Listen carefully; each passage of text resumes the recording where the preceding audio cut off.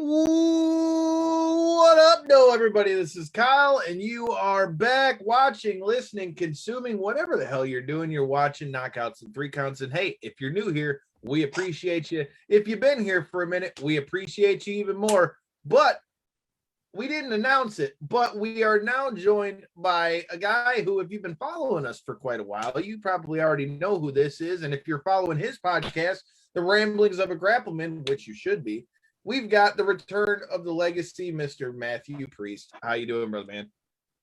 Excellent. Thanks for having me on. It's always a pleasure to sit down with the gentleman at Knockouts and Three Counts and talk a little grappleman business. Well, Corey, throw out your social media, and Mr. Priest, before I get to Corey, if you're so kind, let everybody know where they can find your podcast, social media, all that good shit.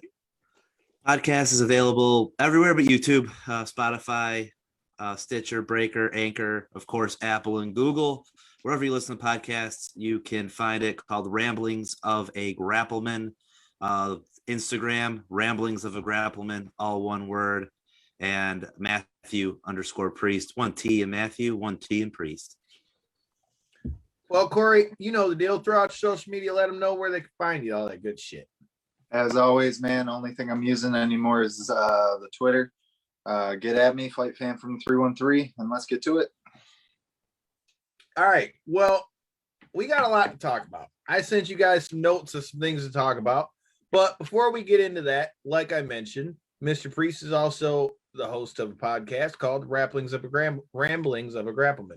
So tell us a little bit about what's been going on your show and what they can expect over there from you and all your rambling. Well, it's been, during football season, we had a gambling show called Gambling with the Grappleman. So now the football season's over and gambling has been legalized in the state of Michigan. We have these beautiful UFC cards coming up, which might have to dip our toes in there with some special guests. I already won on the Derek Lewis knockout. It's all good. There you go. It's a beautiful thing. You gotta love the gambling. So we talk some odds there here in a little bit. It's a good platform for it with the gambling. With the folks who know the fighting more than I do. That's why you tune in the Knockouts 3 Counts. But on the pro wrestling end of things, when you get into the Ramblings of a Grappleman, it's a deep dive into the pro wrestling business. Recently, I broke down the art of an entrance. I did an alternate commentary to Hogan, Warrior, and WCW, doing all kinds of things, whatever's on my brain, whatever I feel like rambling about in the world of professional wrestling. I'm going to spew it out. Recently did a dry run episode with a special guest recapping AEW Dynamite. So we might have some recaps in the future with our thoughts on things there. Like I said, it's an open pro wrestling forum, and we will continue to discuss things there if I have a guest or not. Like I said, whatever's in this brain of mine needs to get out, and that's what my podcast is for. Well, hey, I'm just saying, if you ever need somebody to come shoot the shit about some wrestling, give your boy a call. Oh yeah, no doubt about it. No doubt about it. Always welcome on here. So I have to get you back on there. We'll definitely have to get a breakdown there, and I think a perfect platform for that would be a gambling episode on the UFC. Big card coming up. Hey man, I'm with it. I've just started to kind of dip my toes into that. A guy at work kind of got me using the whole FanDuel thing. And it's like, it's crazy because it's like he don't got a damn clue when it comes to the fights. So he wants me to help him pick all the fights. And then so the first week I bet like $30 and I won like I had like 94.50 at the end of the night. So I won my money back plus another 60. Hey, Dustin Poirier won me big.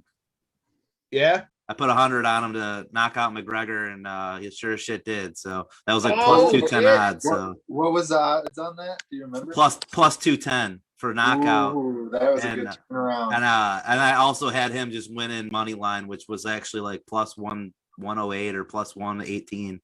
So I won big on Poirier because I knew, he's just a better fighter at the end of the day. And so.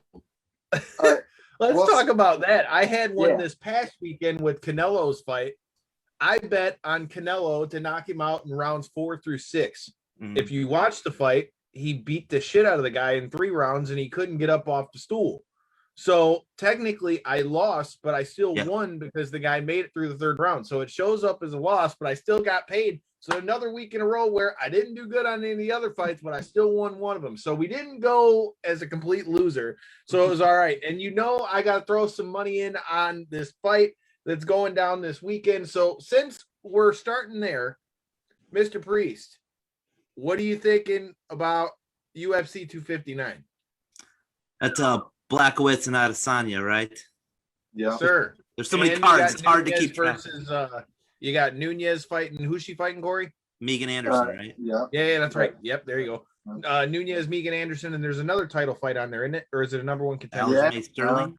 Aljamain. There you go. See, he's got you. See, look at you're ahead of the game. See, I like it. That's what I like to see, man. Pay attention to the notes. Hard to keep track of UFC these days. There's so many events. There really is. It's almost like when Dana launched, or really UFC was in its prime 15, or not in its prime, but when it was launching 15 years ago to the heights that no one thought it would ever even get to, and where it's at now. And he's like, we're not going to be boxing. You're not going to see a UFC card multiple times a week. Well, here we are. We're at the point where we're getting 2-3 cards a week sometimes. And you know what? As long as the money's coming in, that's all that matters. Good for Uncle Dana and good for the fighters, the platform there. As far as UFC 259 goes, Adesanya moving up in weight, if I'm not mistaken, to take on Blachowicz. How do you say that, Corey? Jan Blachowicz. It's Oh, Polish. that's right. Why did I say that? Yeah, Blachowicz. exactly. I know his name. God damn it. Very me off. I'm the one that always pronounces them right, and I done fucked it up. So Blachowicz and Adesanya. I hope I'm saying that right. I'm going with Adesanya here. I think moving up in weight.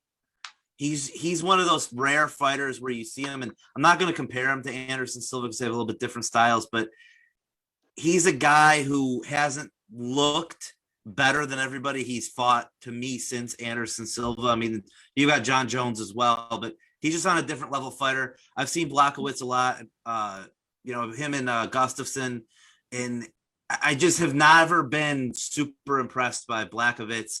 To the point where I think he's a better fighter than Adesanya. That's my take. I'll turn it over to the guys who do know a little bit more about fighting than I do. See, all right. So I'll follow that point up because I actually have been kind of hearing that same thing from all the podcasts and stuff that I've been watching throughout the week. But there's a couple people, and I wish I could point them out exactly which shows, but they kind of weigh their opinions almost the same way I do. And it's, if you look back at that last fight where Jan actually did win the title over Dominic Reyes, it was not necessarily anything drastically had changed in his game, but for him to be able to pour it on somebody like Dominic Reyes, who did look as impressive as he did in the fight previous to that against John Jones, he did a really, really excellent job of implementing his skills and when he landed, it was extremely hard, and it wasn't second guessed. It wasn't questioned. It was immediate and thrown with intention. There was no hesitation behind it. And you're talking about his first world title fight. So for him to be able to do that in a performance like that, and one thing that weighs really heavy on me, and I feel like I still lean, let me preference all of this with, I feel like I still lean towards Adesanya. In all of that being said, Jan Blachowicz, he landed that body kick on Dominic Reyes, and it took, I believe, 2 solid body kicks, and his whole side of his ribs were about as purple and blue as you could imagine. If that happens to Izzy's that much smaller. I mean, he's going to be a lot more elusive, but it doesn't take much, man. When somebody that with that type of size and speed and commitment to his strikes, I could definitely see Jan, and especially you guys are talking about the gambling aspect of it with him coming in as an underdog. It's somebody that's seriously worth putting a couple bucks on, honestly. Even if it's not a lot. That's exactly what I wanted to talk about. I'm telling you right now, even though if I had to guess who I really think is going to win, I think everybody's trying to say, well, Izzy doesn't have the power to knock out Blachowicz. Bullshit, he don't. Because Costa's a big boy, first of all. Number 2, and before I get off of Costa, I got to ask some opinions on Costa. But that's number 1. Number 2, like you said, with those odds for Blachowicz, because the thing is, we were talking about this when we were watching the fights on Saturday. Okay? Here's the thing.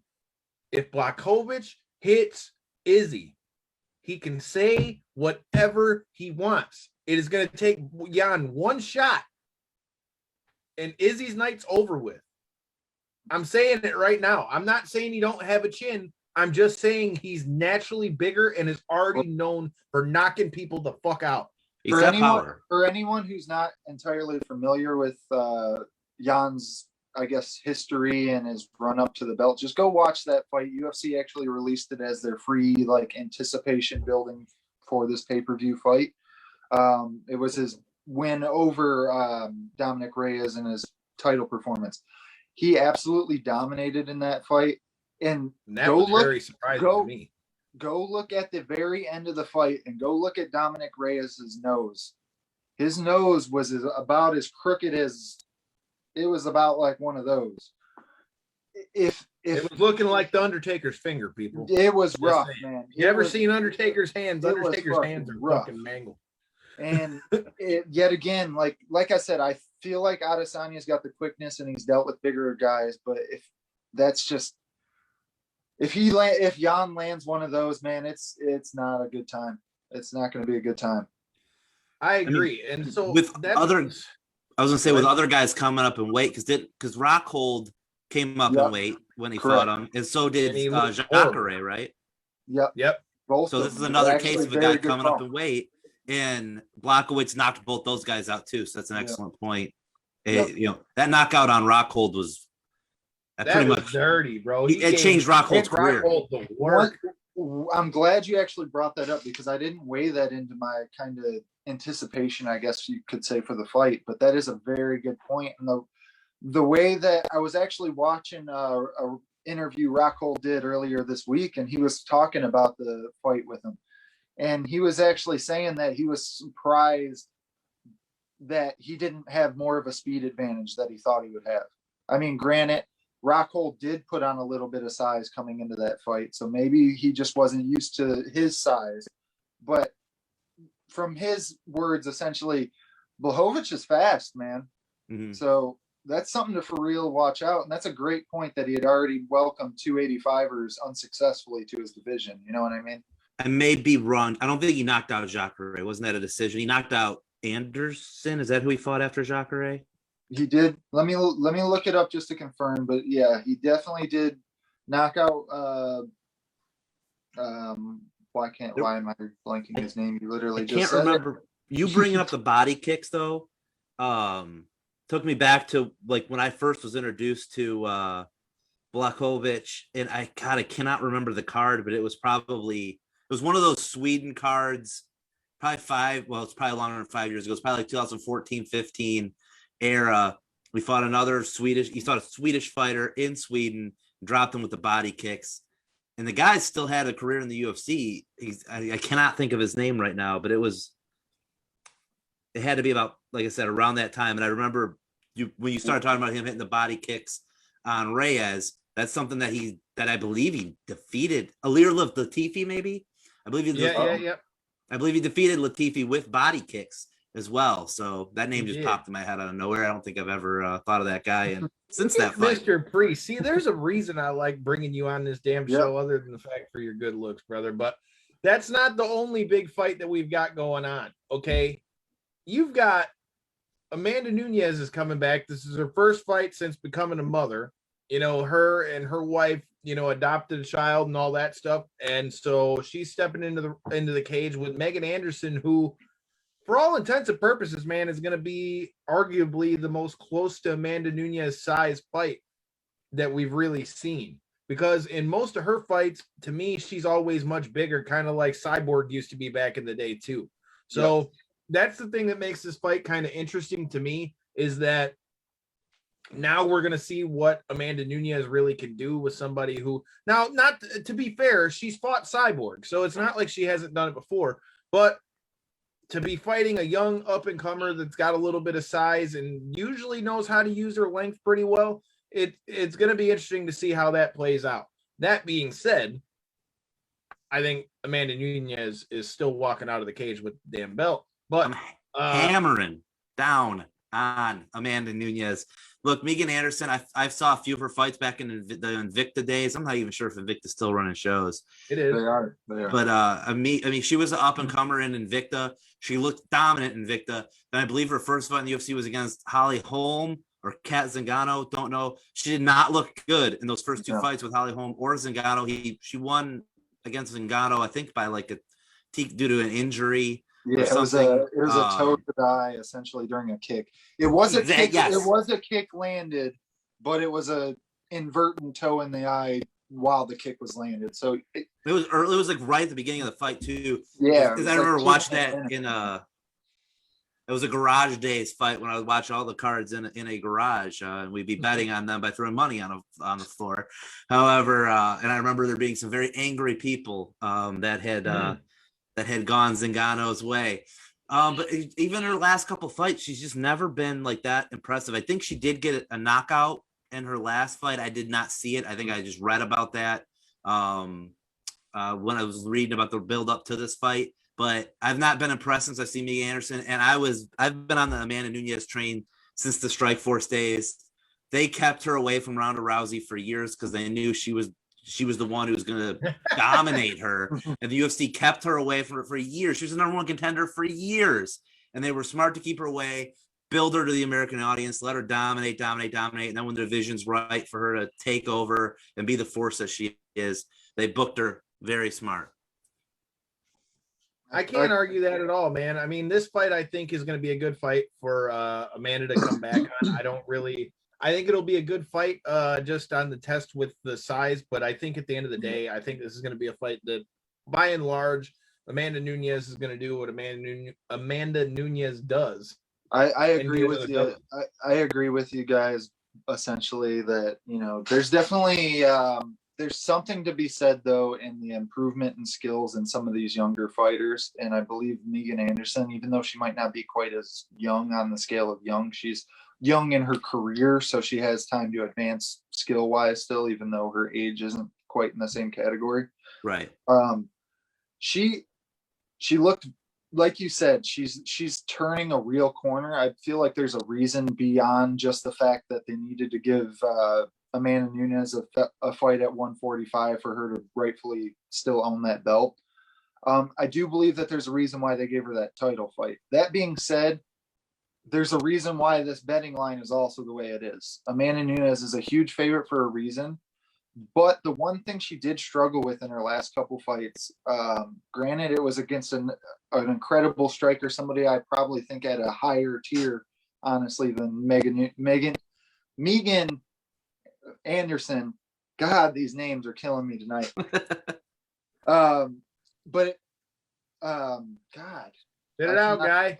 I'm just struggling. Struggle City tonight with words. Why can I not think of her name? The girl that she fought in the title fight, the last 145 title fight. Why can I not think of it at the moment? I had it on the tip of my tongue. Holly Holm? Lost it. Nope. It was Durandame? Durandame. Thank you very much. Priest is coming in hot tonight. I like it. You're taking them off my tongue for me. But that fight, you could see her actually slightly struggle with the striking abilities. And one thing, she was able to absolutely implement the wrestling and control the fight throughout that and get the win handily with the wrestling. Now, if Megan Anderson with a long extended training camp because Amanda Nunes just had her first baby, congratulations, yada, yada. If she could really work on her wrestling game, she might stand a potential chance, but I honestly don't see her being able to pull it off. I really don't. I'm kind of in the same boat, dude. I think Amanda Nunes is keeping the belt, but I mean, I wouldn't mind throwing a little bit of money on Megan just on the off chance that she wins. All right, we're going to go on a deeper dive of the whole card on this Thursday when we bring on Mega Ran before we head down to Jacksonville. You might want to stay tuned if you're watching AEW Revolution, because I'm going to just say here and now, there might be a surprise for Mr. Mega Ran, but I'll leave that to him to talk about. Yeah, like I said, we'll talk more about the whole card. But before we get out of here, I'd be remiss if I didn't talk about the last title fight on this card. Jamaine Sterling versus Peter Yan. I am a big fan of this fight. I've always been a big fan of Aljamain's work. Jan is definitely no slouch, and I think this is going to be a scrap of a fight. But I'm not going to lie. If we're talking about who I think is going to win right here and now on the spot, putting my feet to the coals, I think we're going to see a new champion in Jamaine Sterling. I agree with you. And that's partially my fanboy side coming out about my boy Aljo. But honestly, I think the wrestling's going to be a little bit much. And I also think as skilled and as great as Petr Yan has looked in a lot of his fights, I don't think he's necessarily went through the hardest road to get to the title. I really don't. And I feel like Aljamain Sterling, somebody who is truly battle tested at the division's elite at this point. And the way when you've seen him in his last fight, the way he ran through Corey Sandhagen, who's just looked impressive as hell. Killer against Frankie Edgar? Yeah, well, not even against just Frankie Edgar. There's a reason why he worked his way into that number one contender fight. I agree. I'm just saying that's what's hot on everybody's mind right now is he put absolutely. Frankie Edgar in a coma. And don't forget too, he also beat Marlon Moraes after that with the spinning heel kick. So before that, you mean? It's just he's, in my eyes, he is the division's elite. And I don't think Petr Yan has fought. No arguing it. And I just don't think Petr Yan's fought those guys yet. So, I mean, don't get me wrong. He's an absolutely skilled contender. And I feel like he did earn that belt for a reason. But I feel like giving Aldo the fight at 135, coming off of a loss that was a close decision, yada, yada, and him winning the belt that way, I don't think that's the proper way to win the title in the 135 division, especially with how active that division was and still is. Yeah, go ahead. No, I was just gonna say, I only have limited. I've seen Sterling fight more than I've seen Jan fight. I think I've only seen Jan fight. We fought Aldo and Faber, pretty much taking out legends, and then I think he fought John Dodson. Yeah, and I think that's my only experience of seeing him fight. He looks like a stud, though. He looks like a guy that has a really, really bright future. Is Aljamain Sterling the guy that he knocks off to become the standard bearer of the division? Mm-hmm. Everything points to no. It's Sterling's time, and Sterling's the dude. But just the history of UFC always has these weird guys that feel like underdogs, and then like even when you think of like Conor McGregor, I've never been a big McGregor, but he kind of came up and kind of out of nowhere, and then he was on top, and he just seemed unbeatable. And not comparing Jan to McGregor in that way, but even before McGregor, there's always a guy, even like Anderson Silva to a degree, like kind of came up out of nowhere. Yeah, he'd fought in Pride and everywhere else, but he wasn't the household name in that division. And when he won the belt, people were like, why is Anderson Silva champ? And then 8 fights later, they're like, is anyone going to beat this guy for the belt? And I could see Jan being that guy. In Saturday when I put my bet in, I'm leaning toward Jan just because of that. It's a hunch. Sterling's the better fighter, but there's just a hunch of the way the UFC's history is. It seems like a fight where Jan could really put on a show and become a name. And see, all right, part of me does agree with you, because even though it is against legends are there for a reason. They've shown their skill and their worth. Maybe they are a little bit long in the tooth, or whatever euphemism you want to use in explaining that they're too damn old still to be fighting.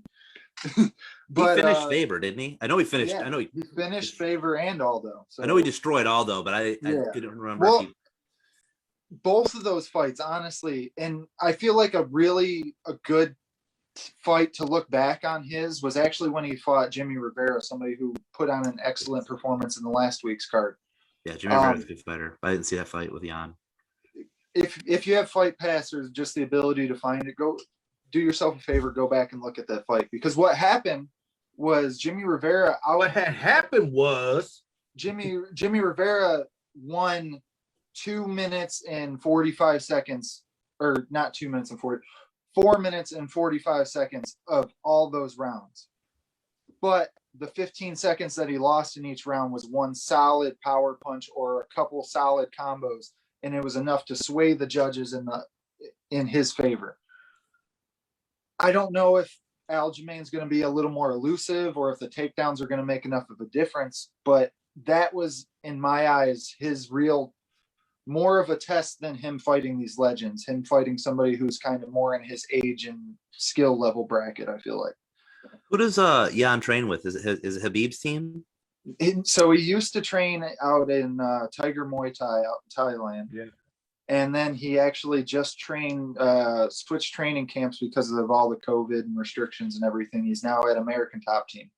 Okay. So this is going to be his first fight at a new training camp as well. It's an interesting take. I mean, and they got a lot of guys there. I mean, they got arguably the 155 champ there. Well, yeah. I don't know about you guys, man. I'm looking forward to UFC 259, but there's a lot of things that we got to talk on the wrestling end of things as well. So before I get to that, I read a message that said that Clash Wrestling is going to be making their return in 2021. So would you care to elaborate, Mr. Priest?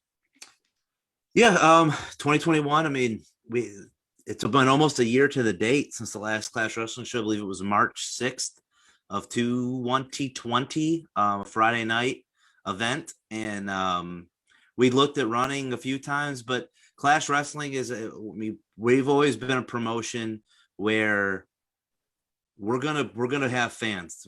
Fans are gonna come out. We're gonna get a big audience to every show we have. And with the pandemic, we don't want to have to limit tickets or limit seating or put any kind of restriction. So we're waiting till things open up more. And we're going to give the fans the show that they've been waiting for and make the wait worth it. And that's the plan with Clash. And that's the same plan with BCWA. And yeah, we're laying low, we're laying in the weeds, but when the time's right, we'll strike, and we'll strike loud, and we'll strike vengeful and forceful. And we'll give the fans a show on both ends, one that they can remember, and not something that is just feeling forced for the sake of running a show. And I'm happy there's a lot of people out there running shows because it's giving the talent a chance to stay fresh. But BCWA and Clash Wrestling are two promotions where we're going to put a show on for the fans, and we're going to make it memorable, and we're going to hammer that home when the time comes and the time is right, looking like summer, maybe fall 2021. Hey man, I'm looking forward to it. As I've mentioned on this show before, I mean, Corey, I've been going and seeing Clash Wrestling shows since we were freshmen in high school, bro. So I mean, they've been around for a hot minute, dude. Like I said, I can't wait to see Clash come back. And any of you guys that have been following us, you already know that we mess heavy with BCWA. So we'll be back in the building. I'm going to drag Corey's ass out to these shows because they're in Wyandotte. You have no excuse. Right. So we're going to be live and in living color at BCWA. But as I like to say, LIVE live and kicking. Hey, we're going to be live and kicking, but I'm going to be live and kicking. Ring the motherfucking bell. I'm going to be live and kicking in Jacksonville, Florida this Sunday at AEW Revolution. And before that, she already liked our tweet out there on Twitter, which if you haven't already done so, make sure you're following us at KO3C Pod. The beautiful Miss Lindsay Snow will be linking up with your boy, and I'm going to be coming home with some more ink on this fucking carcass of mine. So stay tuned to our YouTube channel. We're going to be doing a little bit of footage for that. We'll get a little bit of an injury update on Miss Lindsay Snow. And we're going to talk about how she told Soulja Boy that she'd break his neck even with having a fucked up knee. So there's plenty to talk about with the American Kaiju, Miss Lindsay Snow. And as I mentioned, I'm going to be down there with past guests of the show, Mega Ran, and our buddy Derek from Arizona Sports. Smitty, what up, man? I see you in the comments. Perfect timing. We're getting ready to talk about AEW Revolution. So please let me know in the comments who and what you got for this weekend at AEW Revolution. So, Mr. Priest, I will shut up for a minute and leave the floor to you. What are your thoughts on this pay-per-view, and what are you most looking forward to for AEW Revolution? Well, I think it's hard to jump right into Revolution without talking about Crossroads tomorrow night. This is a good opportunity for AEW to draw as many eyes to their product as possible on Wednesday night. You have the biggest star that they could possibly get on TNT, promoting it on their biggest show that is watched on TNT, with it being basketball, with Shaq coming to AEW Pro Wrestling. AEW is now going to be put to the highest mainstream level that they've been to date. Take that in with the biggest signing that they've made in the Big Show, who's their biggest Paul name. White, sir. Paul White, sir. Ah, damn it. Whatever. Big Show Paul White. He's the biggest star that they now have as well. He's a bigger household name than Chris Jericho, a bigger household name than Sting. Oh, absolutely. Yeah, absolutely. Wow. As somebody who hasn't stayed current with wrestling up to this point for the most part, yeah, I would definitely say the Big Show carries more weight in this household. Yeah, Big Show is Sting, though? Yeah, because you have to think Sting appeals. Only people who know Sting are wrestling fans. The people who know who Chris Jericho are diehard wrestling fans. Yes, there's people who've seen him on Outside Adventures. Yes, he did Dance with the Stars. Yes, Fozzy tours the country as a heavy metal band. But they're not I mean, I've seen Fozzy at the Machine Shop in Flint. You know, there's 400 or 500 people there. Big Show has got a show on Netflix that has been watched by millions and millions and millions and millions of people. The guy was Captain Insano in the freaking Waterboy. The guy's been in numerous other movies. He's had his own movie in Knucklehead. Big Show has been on tons of talk shows, late night talk shows. People know who Big Show is. My cousin, who hasn't watched wrestling in 20 years, is like, hey, Shaq is going to be on this AEW, and so is the Giant or the Big Show. What is AEW? He's asking me about AEW because of Big Show and because of Shaq. So okay, very I can smart. Completely respect that. I can respect it. But my question is this here. So you got Big Show coming over here. Has it dawned on you yet that, hypothetically speaking, the Big Show could be the first person to have won the AEW title, the WWE title, the WCW title, and the ECW title? He could be the first and only person to have ever done that. Good for I him. don't think he's getting the belt. I don't care about that. But I mean, I'm just saying that's a pretty cool thought. But with this, that doesn't matter to me. What does matter? Oh man, what does matter is that if AEW doesn't get a 7-figure number, if they don't get if they don't get over 1 million people watching the show on Wednesday, I don't know if it's their fault, because they're doing the right thing to promote it with a pay-per-view coming up right behind it. I'm talking about the business side of pro wrestling here. I am concerned that the main event of Revolution is an exploding barbed wire death match, because you're drawing millions of people to your product on Wednesday. That's not necessarily a match that a casual viewer, an outside viewer, a non-wrestling fan is going to want to say, oh, I got to see this, because it doesn't sound like something in pro wrestling. Where if they were going to see the sports-based product that AEW claims to deliver, they could have done a better job, in my opinion, of hyping up Moxley and Omega in a very competitive match to draw to those audience. The booking to me is inconsistent there. However, I am excited for both shows. I'm really intrigued to see what the hell they do with Moxley and Omega in that match. I feel like they totally wasted Dr. Luther in this angle. Dr. Luther has a long history with Don Callis. Why the hell is Don Callis not using Luther to give Kenny advice in these type of death matches, where a vignette where Kenny just beats the shit out of Luther to establish himself with the audience, hype Luther up? That's what I'm talking about. Bringing the outside looks, man. I didn't even think about that, but I mean, for those who don't know, I mean, Luther's most of his experience is all Japan. In FMW, he's been on shows with the Exploding Deathmatch, and he's broken the business with Jericho and Don Callis. So the fact that they haven't used him here, I think, is a big dropping of the ball, because the build-up was so random with Omega calling him out on it. They did a good job with the video package last Wednesday of trying to establish why it has to come to this match. But then they go to the Kenny Omega building the thing, and it's just the inconsistency of Omega's character loses me. However, Moxley does a perfect match out last Wednesday over Nemeth, cuts a money promo. Moxley's promo has me more intrigued in the match than anything on Omega's side. Omega challenging the match, the vignettes with Omega, they're losing me. Moxley's picking it up there, so hopefully this Wednesday with a big audience, they can hammer a point home to draw the fans in.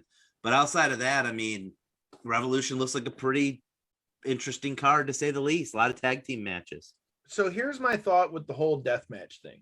Okay, so I totally can see where you're coming from in that, at least as far as a casual fan goes, I could see where there's some that may not want to see that.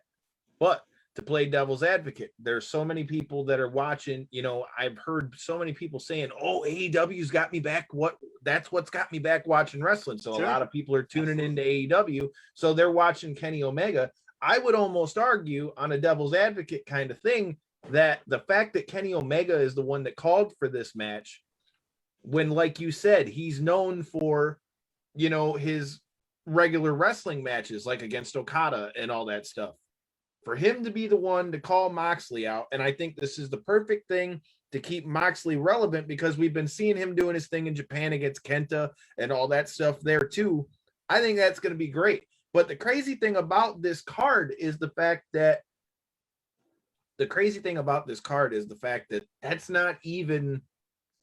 that ain't even all of it. You've got Sting is going to wrestle for the first time since he got hurt in WWE, which anyone who wants to talk shit about it, fuck you. He deserves to go out on his own terms. So I'm glad that he's getting another chance. Hopefully, it's done right and it doesn't like bastardize it or anything. But I, for one, think it's great. And like you mentioned earlier, I think that this gives Sting a great opportunity to put over a young guy that they're clearly trying to build, and their TNT champion in Darby Allin, which, hey, you can check out that link in the top right-hand corner where Darby Allin told us to go tell Evolve to go fuck themselves, and we ended up in Bleacher Report. But yeah, you can check that out over there. But what are your thoughts on Sting returning into the ring? I'm looking forward to it. That's the number 2 match. That's actually the match I might be wanting to see the most on this card. I'm cycling through what it's in my head there, because big Ricky Starks fan over here. Ricky Starks is gold. He is money. I love me some Ricky Starks. And he's a perfect compliment to Cage, because Cage can do a lot of shit in the ring. He's Mr. Get His Shit In, but he really doesn't have any personality or charisma at any level. I've seen a lot of Brian Cage in my life, and putting him with Taz, I thought was good. Check out the link in the top right-hand corner. Putting him with Taz was good, but with Ricky Starks, now he brings that it factor, that charisma level, and him and Cage, hell of a team. I loved the promo last Wednesday, how they did it with Darby and Sting. They finally got me interested in this, because this match was just spinning. It was going nowhere. It was very repetitive week after week after week. Team Taz is running away from a 6-year-old guy with a baseball bat. And I'm like, okay, this is getting old, guys. Now they've kicked it into full gear. I love where the angle went. I thought the video package was cool, with Darby getting drug in the body bag in the desert. You see Sting's gloves open in the bag. You got Darby, then Sting's pulling the bag out on the stage. You assume Darby's in it. He unleashes it. No, it's Hook, Taz's kid. They got me with that angle. I'm in. That Darby out of the rafters like Sting old, kicking wholesale ass all over the place. It was a really good angle, really well done. And that's one of those things where AEW, there's 1,500 people in that amphitheater. It would have been great if it was in an arena, 10,000 people. That place would have went fucking banana. Oh, dude, without go ahead.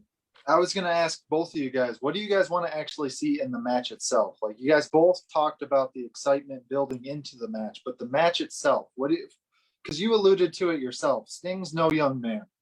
And you also alluded to it, Kyle, in saying you don't want to see him ruin his career or look bad or give himself in a bad light. So what's your expectations for the actual match itself, guys? I'll let you go first, Priest. My expectation for the match is that they don't overstay their welcome. What I should look at this in 2 ways. What I hope they do is 8 to 10 minutes. I was just about to say that. of action. Just give it to them, a good brawl, a good fight, 1 or 2 big high spots. Let Cage kill Darby Allin. Let him do some crazy stunt with Darby Allin. Protect Sting. Let Sting, right when you got the baby faces down, let them make their big comeback, work together and overcome the adversity. That's what I hope happens. I would actually really hope if they turn this into a little bit more of a cinematic style match. I was going to ask you about that because I gave it a little bit of that flavor to protect it and allow the story to sink in, telling a good story. What I expect them to do is to have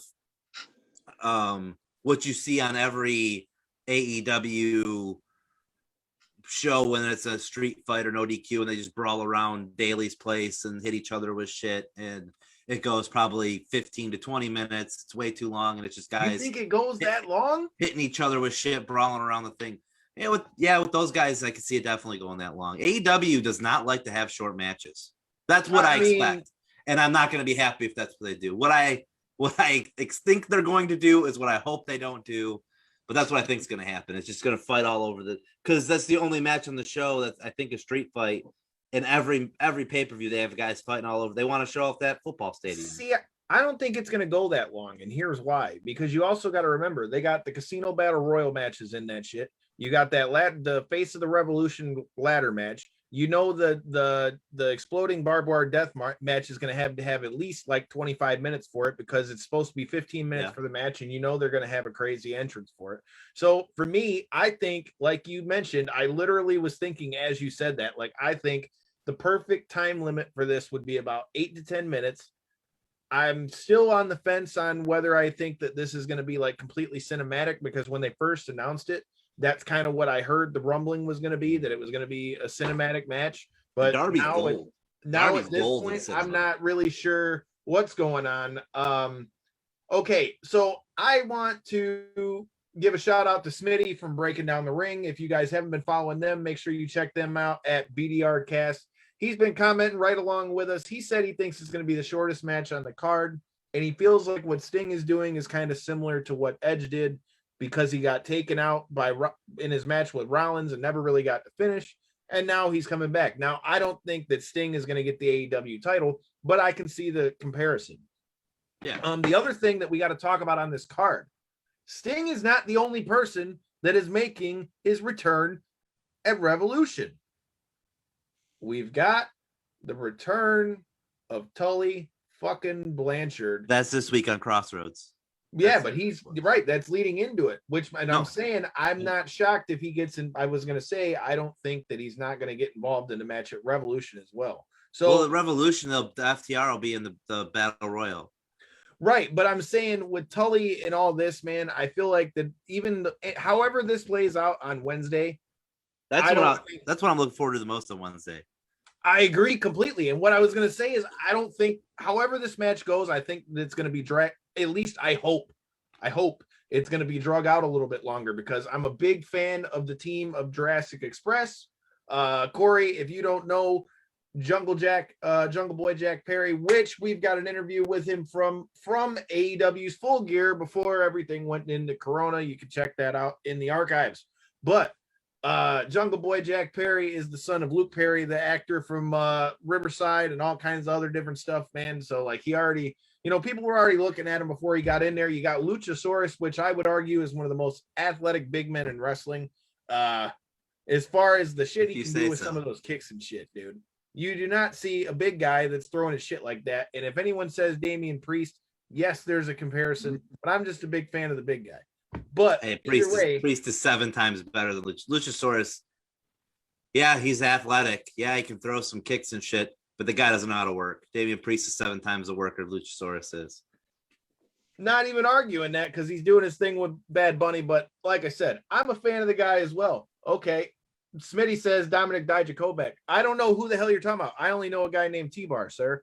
So also 17 times the worker of Luchasaurus. I agree with you, but I don't know who Donovan Dijakovic is anymore. I only know a guy named T-Bar since they put him in fucking Retribution. But that being said, damn, did he roast Soulja Boy's life. Dude, these rappers, dude, are getting like tore up over here. Like between the words that Bow Wow's coming in and Soulja Boy's taking his shots. And did you guys see the Batista reply to Soulja Boy? I don't even know what you're talking about. So yeah, there was a thing all over Twitter. So Bow Wow said he wants to come out and do WWE. Yeah, I saw Bow Wow, but right. Soldier Boy is still Superman hose or what? I don't know anything. Yeah, that's what I'm trying to understand. I honestly don't understand what keeps him current myself, but for some reason he seems to always pop up in like some type of random podcast or whatever the case. It ends up across my feed somehow. So whatever him or his PR guys is doing, it's not releasing music, but yeah, he's saying current somehow or another.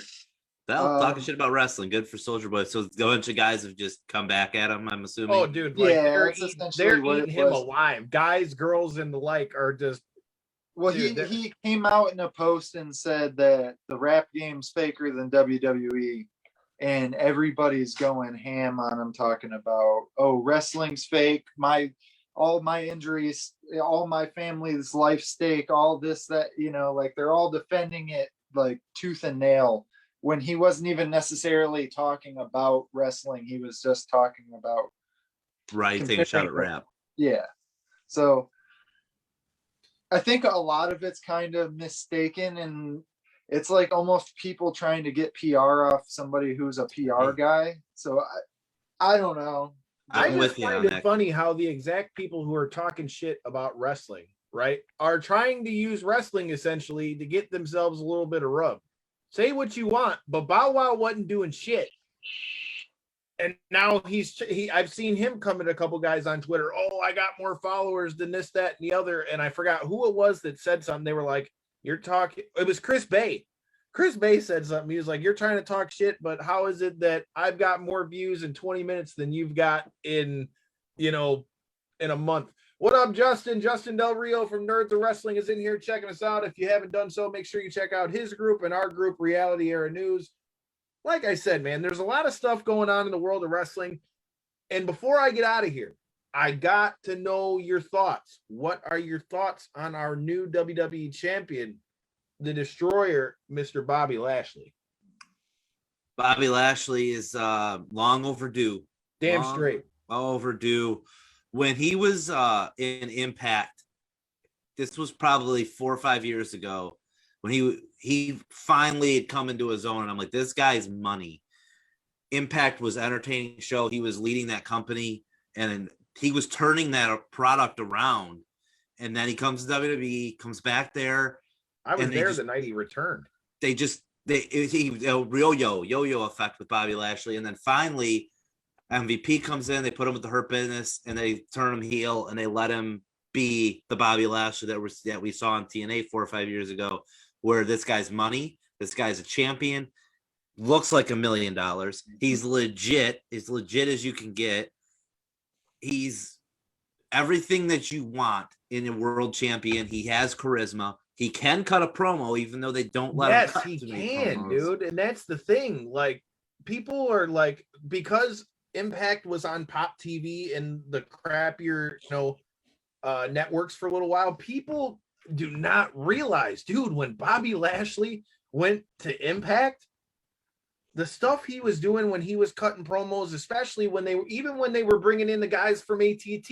Like, I was letting Corey know, I was like, bro, when Bobby Lashley was in Impact, bro, he had Colby Covington in the cage with him. He had Thiago Alves came out at one point. Like, a lot of big name guys in MMA, were out there during that, that storyline. So I'm glad to finally see it. But here's my question for you. Who do you want to see Bobby Lashley face at WrestleMania? Do you want to see some kind of triple threat or a fatal four? Or do you want to see, there's only 2 matchups that really make sense to me, right? 3 actually. And one of these was kind of put in my head this morning on Busted Open Radio. One being a fatal 4-way between Sheamus, Drew McIntyre, The Miz, and Bobby Lashley, which I could see that in a way, but more likely, and what I would rather see, would be either the match that I know I've been saying I want to see for like fucking ever, but Brock Lesnar versus Bobby Lashley, or the one that writes itself, Bobby Lashley's probably, obviously, Bobby Lashley's got the belt right now, but I don't know. I want to see him and Brock Lesnar, dude. Yeah, I think WrestleMania we're getting Lashley McIntyre 1-on-1. I think that's what we're getting. I would love it. He agrees. I would love it if Brock came in. It'd be gold. I mean, it'd be a dream match. Those guys never cross paths. They've rarely been in the same place at the same time. I don't know if the match would be any good though, because I think both guys would just alpha male each other, and I just would fear that it would not be as good of a match as it might have been a few years ago. But I would love to see it. That doesn't mean take anything away that I wouldn't want to see it. Hopefully they can get Brock in there. I doubt it. I feel like it's going to be McIntyre and Lashley 1-on-1. Yeah, and plus you only got 5 weeks till Mania. I mean, that's a real short time to insert him. Aren't they hot shot another pay-per-view in here? They got Fastlane coming up too, and that's the other thing I wanted to ask your opinion on.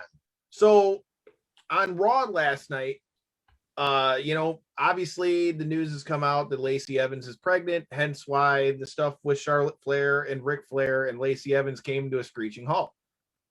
Here's the thing. So Charlotte comes out and now says, well, Asuka needs an opponent for WrestleMania. I want the shot. Now, here's the thing. Because of the way the Raw women's division has looked, I mean, I don't really think there's too many other ways you could really go with that one. Who else can you realistically plug right in there, number one? And number two, if you're going to put Charlotte in there, again, there's no bell for me to ring right now, but I was there when they faced each other at WrestleMania 34 in New Orleans, and that was a badass match. So if we're going to do that at WrestleMania and you're going to do that where there's fans, I'm all for seeing that match again. So what are your thoughts on Charlotte calling out Asuka? Do you think that it's bullshit that they're putting her right back in the title picture? Well, they have to. She's their biggest star in their women's division. She's arguably the best one they have. She can go, and she's delivered at 3 or 4 straight WrestleManias. Her and Rhea Ripley tore it the hell down last year. Her and Asuka tore it down. The triple threat with Rousey and Becky was, I mean, it was all right. They main evented WrestleMania. Though. That crowd was hot again. Yeah, and Charlotte's legit. She should be there. And her and Asuka, there's a story there. There's a lot of history there. They were just teaming up. Charlotte ended Asuka's streak. There's a lot of story there with Asuka being the champ. Charlotte makes the most sense as a contender. I mean, who else? Who else would you even put on that spot? I agree completely, and it just highlights the one thing that I'm really hoping that maybe we can see an end put to as far as the way WWE books things. And it's another thing I heard on Busted Open, but it's something I've been saying since we had Tara LaRosa on the show, who has a rivalry with the person I'm about to name. What in the fuck is going on with the way they book Shayna Baszler? Hot damn. Before the match, you show her kicking. She kicked Asuka in the mouth and knocked her teeth across the fucking ring. And then you have a match 2 minutes later and she gets her ass whooped. Like, I understand it's Charlotte, but you could, I mean, let's face it. Everybody knows that Shayna Baszler could fuck up the majority of that roster. Number two, since you can't have Ronda Rousey in there, you got the next best thing in Shayna Baszler. How damn it? Why is it so hard to not make her look like a chump? Always been a big Shayna Baszler fan. I mean, her and Josh Barnett, knowing they were wrestling fans decade ago, more, I immediately became fans of them as fighters. So now that Shayna's in pro wrestling, Shayna, though, as good as she is, as talented as she is missing that it factor. She is missing that. She though, because in NXT she had it plenty. She never headlined a show. She lost the crowd. Yes, she did. It was her. She headlined when she was champion. Which one? Which takeover did they headline? God damn it. They never headlined. Shayna Baszler had some really good matches. She had some really, really good matches, really great matches. However, she also had a few. And Bianca? Didn't her and Bianca headline? No, they didn't go on last. Damn it. I can't remember, but all I know is I remember her having some badass badass matches. Good matches, but good matches don't draw money. Good match. The stories were good too, though. I just feel like I'm with you on that. But Shayna Baszler is not as marketable of a name as Ronda Rousey. She's not as attractive as Ronda Rousey. No shit. And that's a big factor of it too, especially when you're looking through the eyes of Kevin Dunn, who's the television producer, and he doesn't see Shayna Baszler as a star. He's going to look at Charlotte as a star. He's going to look at Becky. He's going to look at Bayley, Sasha, Naomi. No, I agree. I see your point. You know, and Shayna Baszler, talented as hell, can go out there and have a good match. But her and Becky didn't exactly light the world on fire a year ago either. I think that lost a lot of faith in Vince and Kevin Dunn. You only have one chance to make a first impression, and she didn't make that great of a first impression to them. I think that's because, I mean, like I said, to guys like you and I who knows what's up, I enjoyed the shit out of Shayna Baszler. And I think one of the biggest problems with what they've done with Shayna Baszler is, look, I get it. You got to have her talk. But she is the carbon copy of the one who is supposed to be booked like a badass. You don't need her to say a whole lot. You need her to go in and run roughshod and fuck people up. They've had her take too many situations that you watch and you're just like, dude, this doesn't make any fucking sense. They had a perfect opportunity 9 months ago to, not more than 9 months ago, 11 months ago to align Heyman with Baszler. And that would have been fucking money, dude. Have her be the killer with Rousey gone, with Lesnar gone.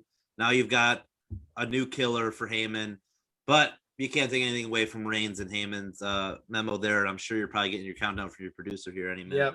Yep. It's fire for sure, dude. But there's plenty more for us to talk about. Mr. Priest, I appreciate you coming on as always, and make sure you're checking us out. This Thursday is, like I said, we will have the return of the homie Mega Ran. We're going to go through the full deal with AEW Revolution, what we know with what's going on with the fights. Did Chimaev really retire? All kinds of shit for us to talk about. We'll have to see what unfolds. Mr. Priest, one more time, let them know where they can find your podcast and all those good things. Instagram, Twitter, Matthew_Priest, 1T in Matthew, 1T in Priest. Ramblings of a Grappleman, smash it all together on the Instagram. And then separately, if you're searching any podcast that you'd like to listen to on the platform, Ramblings of a Grappleman, MAN, man on the end of grapple. Well, Corey, I think we dropped this another episode of Podcast Gold, and we still got one more before I take my ass to Jacksonville. Right. Ready for that flight, Kyle? Well, shit, I'm hoping I can maybe get out of here Friday, but we'll see how that happens. So until next time and in the in-between time, peace.